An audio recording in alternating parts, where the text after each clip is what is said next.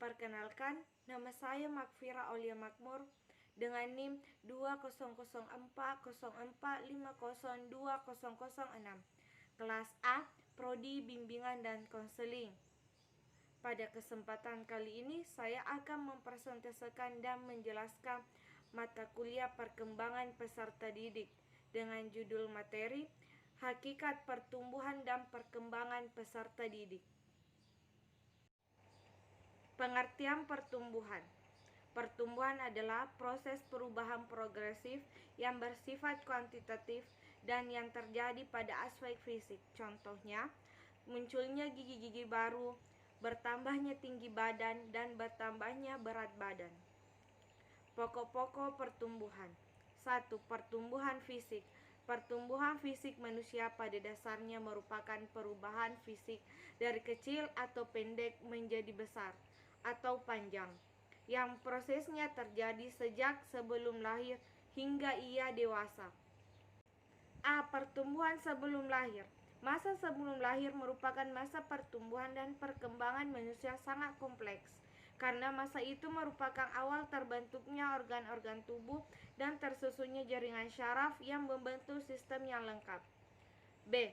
Pertumbuhan sesudah lahir. Pertumbuhan fisik manusia setelah lahir merupakan kelanjutan dari pertumbuhan sebelum lahir. Proses pertumbuhan fisik manusia berlangsung sampai dewasa. Secara umum, fisik anak dibagi menjadi 4 periode utama. Periode pralahir dan 6 bulan setelah lahir. Pertumbuhan tubuhnya sangat cepat. 2. Perkembangan intelek. Perkembangan lebih lanjut tentang perkembangan intelek ini ditunjukkan pada perilakunya, yaitu tindakan menolak dan memilih sesuatu. Perkembangan kemampuan berpikir seperti ini dikenal sebagai perkembangan kognitif. Menurut Piaget, perkembangan kognitif seseorang memiliki tahap sebagai berikut. Yang pertama, masa sensorik motorik. 0 sampai 2 tahun, anak berkembang melalui indera dan motoriknya. Yang kedua, masa praoperasional. 2 sampai 7 tahun, anak berpikir sangat egosentrik atau dengan sudut pandang dirinya sendiri. Yang ketiga, masa konkreto praoperasional. 7 sampai 11 tahun, berpikir anak masih terikat pada hal-hal yang konkret. Yang keempat, masa operasional. 11 sampai dewasa, anak mampu berpikir abstrak. 3. Perkembangan emosi. Emosi atau perasaan merupakan salah satu potensi kejiwaan yang khas dimiliki oleh manusia yang disertai oleh perubahan atau perilaku fisik. Semakin besar kebutuhan biologisnya, semakin banyak dan kompleks karena pertumbuhan fisik diikuti oleh perkembangannya emosi. 4. Perkembangan sosial. Dalam proses pertumbuhan dan perkembangannya, setiap individu tidak dapat berdiri sendiri. Dalam perkembangannya, seseorang mengetahui bahwa kehidupan manusia itu tidak sendiri, harus saling membantu dan dibantu, memberi dan diberi dan sebagainya. Kelima, perkembangan bahasa. Perkembangan pada manusia awalnya dari bayi yang telah berusia 6 sampai 9 bulan. Ia mulai berkomunikasi dengan 1 atau 2 kata seperti maem, mimim, dan sebagainya. 6. Bakat khusus. Bakat adalah kemampuan khusus yang dimiliki oleh setiap individu yang memerlukan rangsangan atau latihan agar berkembang dengan baik. Seseorang yang memiliki bakat akan mudah dan dapat diamati karena kemampuan yang dimilikinya berkembang dengan pesat, seperti kemampuan di bidang seni, olahraga, dan keterampilan. 7. Sikap, nilai, dan moral. Blond atau Wolfgang-Nichols 1984 mengemukakan bahwa tujuan akhir proses belajar yaitu penguasaan pengetahuan atau kognitif, penguasaan nilai dan sikap efektif, dan penguasaan keterampilan atau psikomotorik. Semakin tumbuh dan berkembang fisik dan psikinya, anak mulai dikenalkan terhadap nilai-nilai, ditujukan mana yang boleh dan mana yang tidak boleh, yang harus dilakukan dan mana yang dilarang. Proses ini dikenal dengan istilah sosialisasi nilai-nilai. Pada awal dikenalkan, pengenalan ini masih bersifat paksaan dan anak belum mengetahui maknanya. Tumbuh dewasa, anak akan mengerti berbagai ketentuan di keluarga, masyarakat, dan negara. Pengertian perkembangan peserta didik. Perkembangan merupakan pola gerakan atau perubahan yang secara dinamis dimulai dari pembuahan atau konsepsi dan terus berlanjut sepanjang siklus kehidupan manusia yang terjadi akibat dari kematangan dan pengalaman.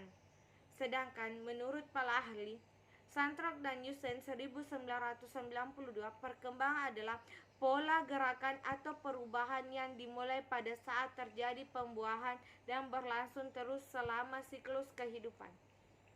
Yusuf 2013 mengartikan perkembangan sebagai suatu proses perubahan dalam diri individu atau organisme, baik fisik atau jasmania maupun psikis atau rohania, menuju tingkat kedewasaan atau kematangan yang berlangsung secara sistematis, progresif, dan berkesinambungan.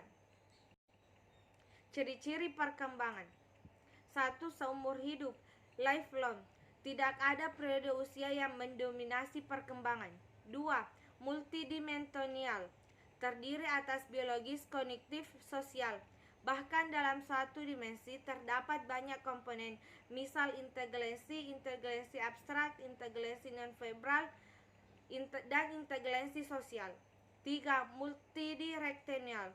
Beberapa komponen dari suatu dimensi dapat meningkat dalam pertumbuhan, sementara komponen lain menurun. Misal, orang dewasa tua dapat semakin arif, tapi kecepatan memproses informasi lebih buruk. 4. Lentur atau plastis, bergantung pada kondisi kehidupan individu. Faktor-faktor yang mempengaruhi perkembangan. Yang pertama, faktor genetik. Yang kedua, kelompok teman sebaya. Yang ketiga, faktor lingkungan. Yang keempat, kecerdasan. Yang kelima, temperamen. Yang keenam, media massa. Perbedaan pertumbuhan dan perkembangan. Pertumbuhan merujuk kepada perubahan, khususnya aspek fisik.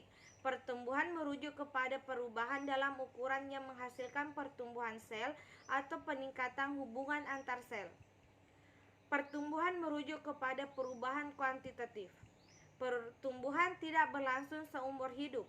Pertumbuhan mungkin membawa atau tidak membawa perkembangan. Sedangkan perkembangan berkaitan dengan organisme sebagai keseluruhan. Perkembangan merujuk pada kematangan struktur dan fungsi. Perkembangan merujuk perubahan kuantitatif dan kualitatif. Perkembangan merupakan proses yang berkelanjutan. Perkembangan mungkin terjadi tanpa pertumbuhan. Prinsip-prinsip perkembangan menurut Yusuf 2008. 1. Never ending process. 2. Semua aspek perkembangan saling mempengaruhi. Ketiga, perkembangan itu mengikuti pola atau arah tertentu. Keempat, perkembangan terjadi pada tempo yang berlainan. Kelima, setiap fase perkembangan mempunyai ciri khas. 6. Setiap individu normal akan mengalami tahap atau fase perkembangan. Itulah materi yang sempat saya presentasikan dan jelaskan. Semoga bermanfaat bagi kita semua. Jika ada kesalahan kata, mohon dimaafkan. Wabillahi taufiq wa sa'ada wa assalamualaikum warahmatullahi wabarakatuh.